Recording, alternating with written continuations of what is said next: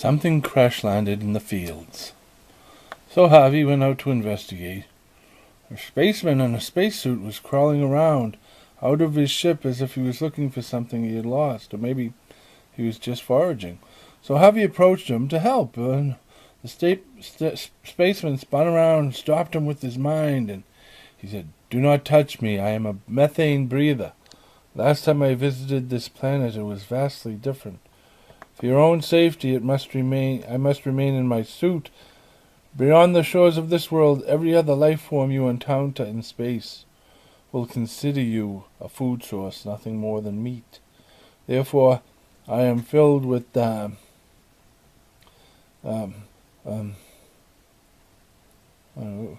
just jumped away. Therefore, I am filled with nanites that, if breathed in, will disincline you from thinking of me as meat. But as oxygen breathers, something I've never encountered before, the exposure might have strange effects upon you. The nanites understand normal life forms, the ones that we generally encounter." "Oh, no worries about that. No worries there, sir," said Harvey. "You could not look more disgusting. Definitely not meat." Suddenly the spaceman was shot by someone off in the distance, and fell to the ground. He struggled forward and grabbed an object.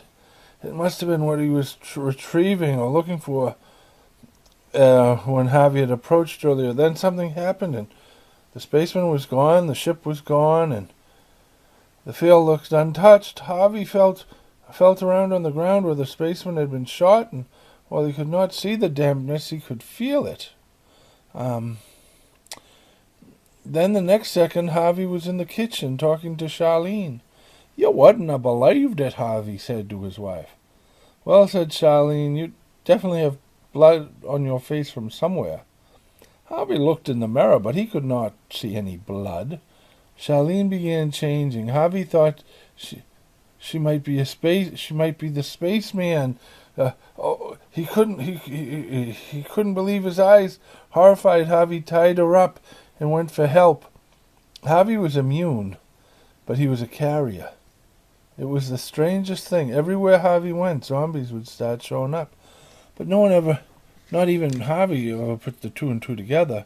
And as more and more space zombies began showing up, the closer people began to gather for their own protection. Or so we thought. The nanites, the hormones, pheromones that the zombies released within us had strange effects upon us, and that the nanites released within us because they were learning their new environment.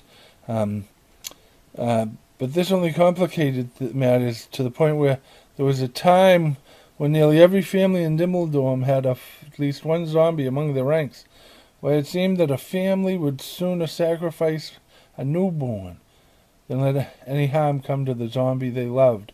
The need to protect became paramount, overriding all other concerns.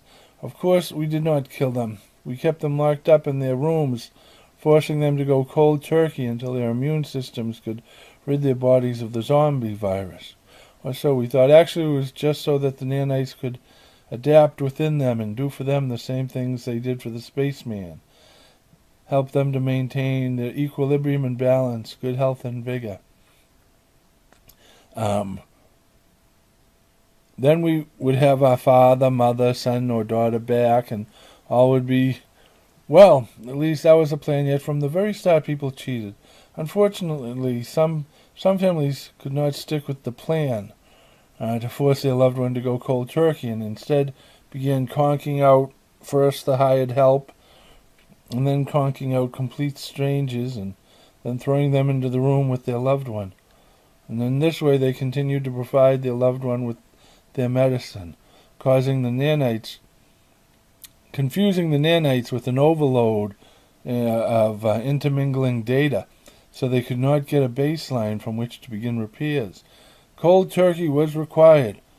Like many things back then, we knew it, and yet we did not know it. Because the nanites provided all the nourishment the person would ever require, even though zombies, or as they are now called, symbiotic human nanite life forms, or enhanced human nanite life forms,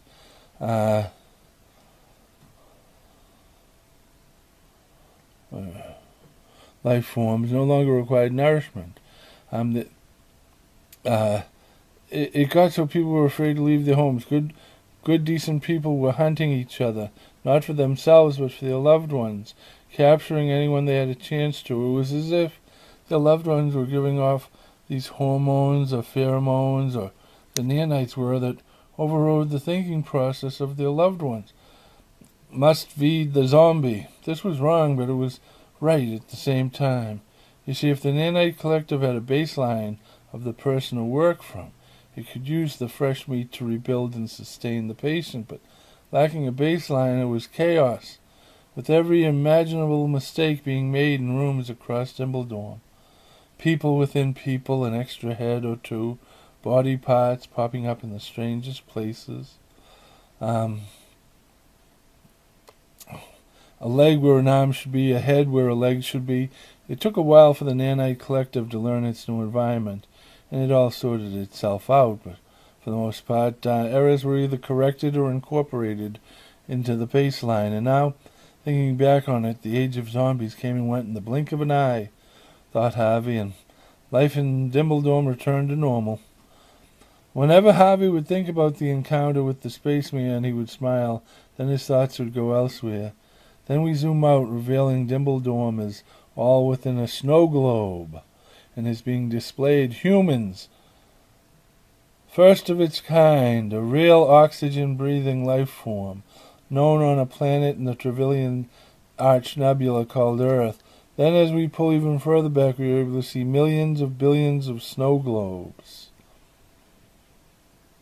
The end.